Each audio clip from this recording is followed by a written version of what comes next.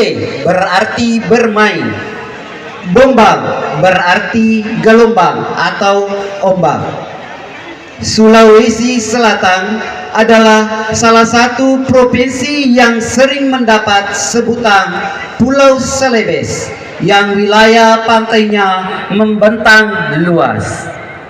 Tarian ini menceritakan anak yang ada di pesisir pantai.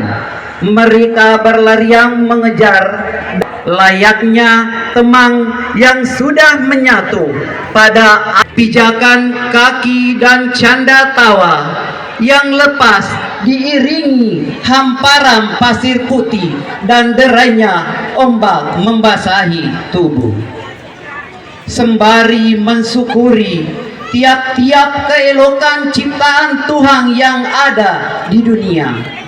Sebuah kesederhanaan yang kecil namun sangat bermakna. Para penari Aisyah As-Sahra,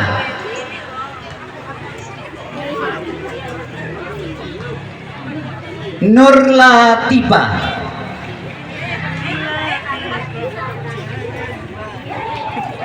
Akila Mulia Asisa,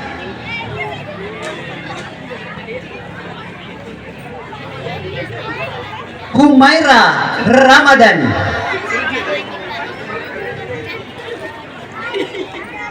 Aura Adiba Ahmad.